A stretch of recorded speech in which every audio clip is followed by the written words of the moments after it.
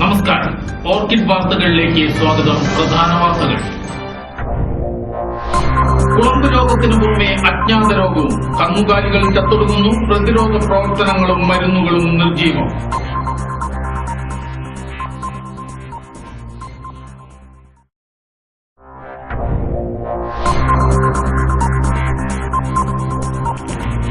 ഫലമറിഞ്ഞ സംസ്ഥാനങ്ങളിൽ ബി.ജെ.പി. നേടിയ വിജയത്തിൽ പഞ്ചായത്തുകൾ കേന്ദ്രീകരിച്ച് ബി.ജെ.പിയുടെ ആഹ്ലാദ പ്രകടനം.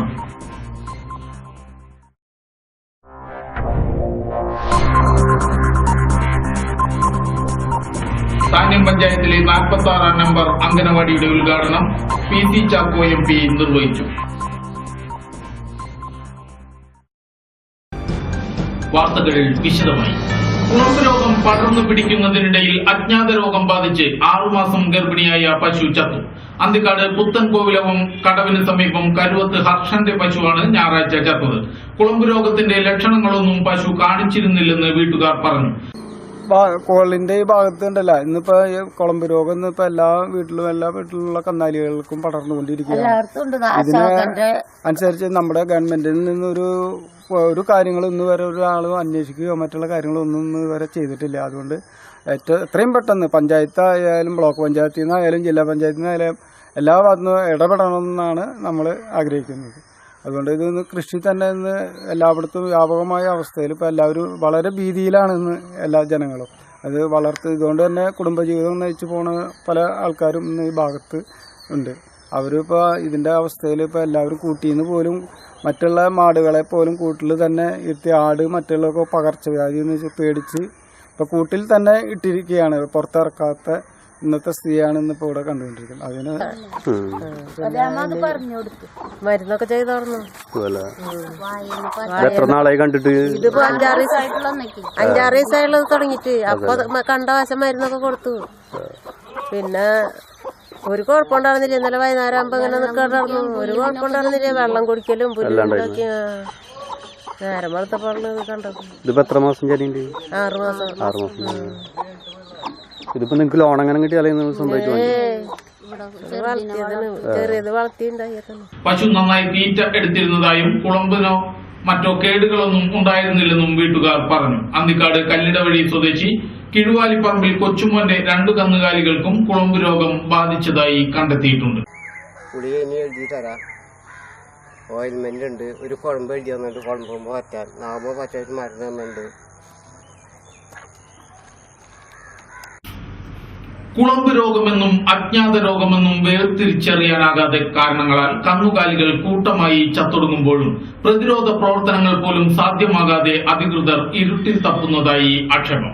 എളവള്ളി, മണലൂർ, അരിമ്പൂർ, അന്തിക്കാട്, ചാഴൂർ, താന്യം പഞ്ചായത്തുകളിൽ രോഗം പടർന്നു പിടിച്ചതോടെ ക്ഷീര കർഷകർ മാത്രമല്ല മാംസവും പാലും ഉപയോഗിക്കുന്ന ആളുകൾ കൂടി ആശങ്കയിലാണ്. ഇറച്ചിയും പാലും നന്നായി വേവിച്ചു കഴിച്ചാൽ പ്രശ്നമൊന്നുമില്ലെന്ന് അധികൃതർ വിശദീകരിക്കുന്നുണ്ടെങ്കിലും ജനങ്ങളുടെ ആശങ്ക അകലുന്നില്ല. പ്രതിരോധ മരുന്നുകൾ പോലും വിഫലമാകുന്നതായി കണ്ടെത്തിയതോടെ ശാസ്ത്രീയ രീതിയിലുള്ള പുതിയ പ്രതിരോധ നടപടികൾ വേണമെന്നതാണ് ജനങ്ങളുടെ ആവശ്യം. നിലവിലുള്ള മൃഗാശുപത്രികളുടെ പ്രവർത്തനം കുളമ്പ് രോഗ പ്രതിരോധത്തിന്റെ പ്രവർത്തനങ്ങൾക്ക് പോരെന്ന് PM മാധവൻ MLA ദുരന്തമായി മാറിയിരിക്കുകയാണ്. ആ ദുരന്തം എന്ന രീതിയിൽ ഇതിന് വളരെ യുദ്ധകാല അടിസ്ഥാനത്തിലുള്ള പ്രതിരോധ നടപടികൾ വേണം, ചികിത്സാ സൗകര്യങ്ങൾ വേണം, അഡീഷണൽ ആയിട്ട് സ്റ്റാഫ് വേണം. ഇന്നുള്ള മൃഗാശുപത്രികളുടെ സൗകര്യങ്ങൾ കൊണ്ട് മാത്രം നേരിടാവുന്ന ഒന്നല്ല ഇത്.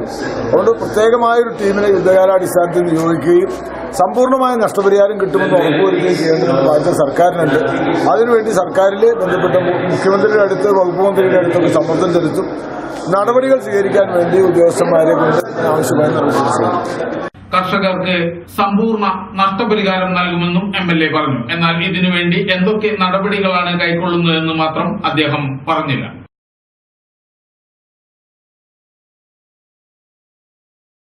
ഉത്തരേന്ത്യയിൽ ഫലമറിഞ്ഞ 4 സംസ്ഥാനങ്ങളിൽ ബി.ജെ.പി. നേടിയ മികച്ച വിജയത്തിൽ ആഹ്ലാദം പ്രകടിപ്പിച്ച് താന്യം മണ്ഡലം ബി.ജെ.പി. കമ്മിറ്റിയുടെ നേതൃത്വത്തിൽ തൃപ്പയാർ കിഴക്കേ നടയിൽ നിന്നും പ്രകടനം ആരംഭിച്ചു. പ്രകടനം 3 കൂടിയ സെന്ററിൽ സമാപിച്ചു.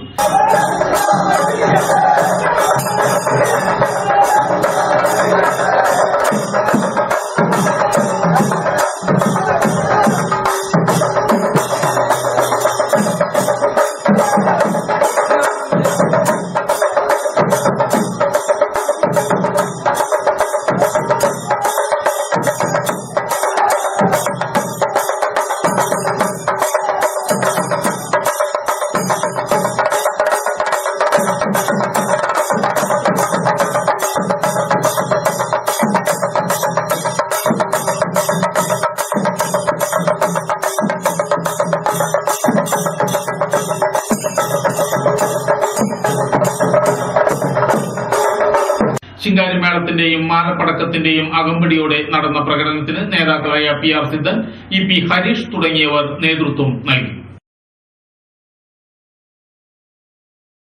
സർക്കാരിന്റെ സാമ്പത്തിക അനുമതി ലഭിക്കാത്തതിനാൽ ഏനാമാക്കൽ ഫേസ് കനാലിൽ വളയം കെട്ടാൻ വൈകുന്നതായി പരാതി. ഏനാമാക്കൽ റെഗുലേറ്ററിനോട് ചേർന്ന് വർഷാവർഷം നിർമ്മിക്കാറുള്ള വളയം കെട്ട് നിർമ്മാണം വൈകുമ്പോൾ സമീപത്തെ കോൾപാടങ്ങളിലെ കൃഷിയിടങ്ങളിലേക്ക് ഉപ്പുവെള്ളം കയറും. പലപ്പോഴും ഉപ്പുവെള്ളം കയറിയതിനു ശേഷമാണ് വളയം കെട്ടിന്റെ നിർമ്മാണം തുടങ്ങാറുള്ളതെന്നാണ് ആക്ഷേപം. ഫേസ് കനാലും വലതുഭാഗത്ത് തെക്കേ കോഞ്ചർ കോൾപ്പാട ശേഖരവുമാണ്. ഫേസ് കനാലിൽ ഇതിനകം കെട്ടി തീർക്കേണ്ടതായ വളയം കെട്ട് ഇതുവരെയും അതിനുള്ളൊരു നിർമ്മാണ പ്രവർത്തനങ്ങളും ആരംഭിച്ചിട്ടില്ല. അറിയാൻ കഴിഞ്ഞത് സാമ്പത്തികമായി സർക്കാരിൽ നിന്ന് കിട്ടേണ്ട അനുമതി ഇതുവരെ കിട്ടിയിട്ടില്ല എന്നാണ് നമുക്ക് മനസ്സിലാക്കാൻ കഴിഞ്ഞത്.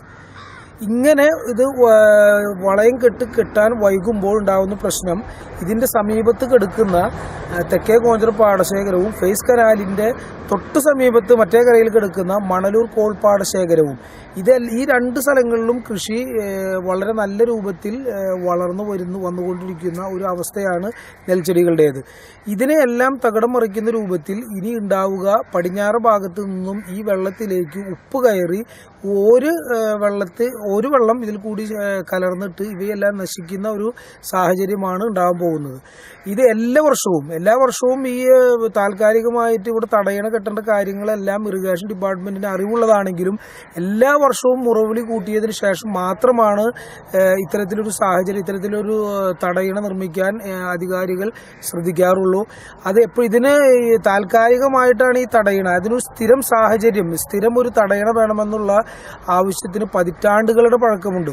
കോടിക്കണക്കിന് രൂപ ഓരോ വർഷവും ഇവിടെ കടലിലേക്ക് ഒഴുക്കുന്ന ഈ സാഹചര്യം ഒഴിവാക്കി വളരെ ആധുനിക രീതിയിലുള്ള ഒരു ഷട്ടർ ഇവിടെ സ്ഥാപിച്ചുകൊണ്ട് താൽക്കാലികമായ തടയണയ്ക്ക് പകരം സ്ഥിരം ഒരു തടയണ സംവിധാനം ഇവിടെ ഏർപ്പെടുത്താനൊക്കെ സാധിക്കും. പക്ഷെ അതിനൊരു പഠനം നടത്താൻ പോലും ബന്ധപ്പെട്ടവർ തയ്യാറാകുന്നില്ലെന്നാണ് കർഷകർ പറയുന്നത്.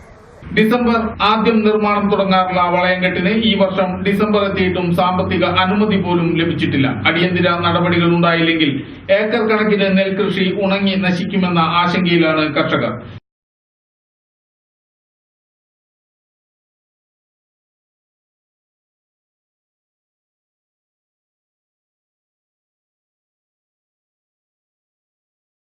നാട്ടിക ഹനുമാൻ സ്വാമി ക്ഷേത്രത്തിലെ മണ്ഡലപൂജ മഹോത്സവം ആരംഭിച്ചു. ഞായറാഴ്ച പകൽ 12-ന് ഗണപതി ഹോമം, പഞ്ചഗവ്യം, നവകം, അഭിഷേകം എന്നിവ നടന്നു. 22 മുതൽ മണ്ഡല മഹോത്സവ സമാപന ചടങ്ങുകൾ ആരംഭിക്കും. ഭജന, ഗുരുഭൂതന്മാരുടെ രൂപക്കളം, സർപ്പങ്ങളും നാഗയക്ഷിക്ക് രൂപക്കളം, സഹസ്രനാമ ലക്ഷാർച്ചന, ഗന്ധർവ പൂജ, ഹനുമാൻ സ്വാമിക്ക് സഹസ്രനാമ ലക്ഷാർച്ചന, സമൂഹാർച്ചന എന്നിവ നടക്കും.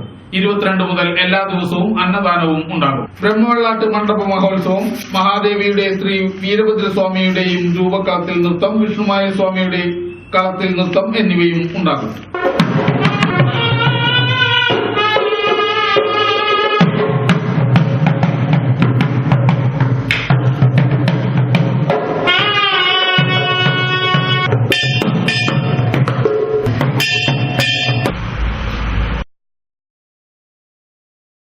ഇടവേള.